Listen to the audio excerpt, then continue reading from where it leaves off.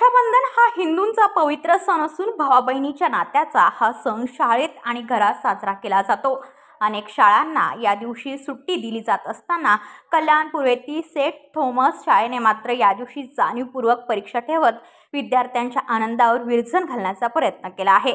यामुळे पालकांमध्ये असंतोष असून या दिवशीची परीक्षा पुढे ढकलून रक्षाबंधनाची सुट्टी दिली जावी अशी मागणी कल्याण पूर्वेचे आमदार गणपत गायकवाड यांच्या पत्नी सुलभा गायकवाड यांनी पत्राद्वारे शाळा प्रशासनाकडे केली आहे।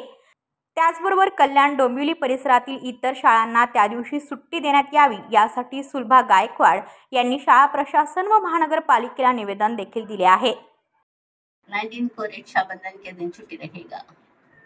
Thank you. त्या निवेदनमध्ये आहे की आम्ही रक्षाबंधन हा पवित्र सण आहे आणि त्या दिवशी बहीण भावाच्या नात्याचं पण पवित्र असतं, तर त्या शाळेनं सुट्टी द्यावी मुलांना, हा निवेदन आम्ही डोंबिवली कल्याण शाळेला दिलेला आहे।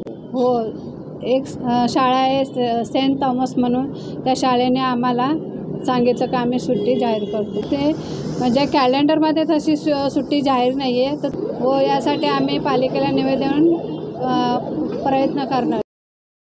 ब्युरो रिपोर्ट कल्याण, आपले वृत्तप्रहार। तुमच्या आजूबाजूला घडणाऱ्या घटना पाहण्यासाठी आपल्या वृत्तप्रहार वाहिनीच्या YouTube चॅनलला सबस्क्राईब करा। तसेच नव्या व्हिडिओची नोटिफिकेशन मिळवण्यासाठी बाजूला असलेल्या बेल आयकॉनवरती क्लिक करा। प्रत्येक बातमीला लाईक करा आणि शेअर करा।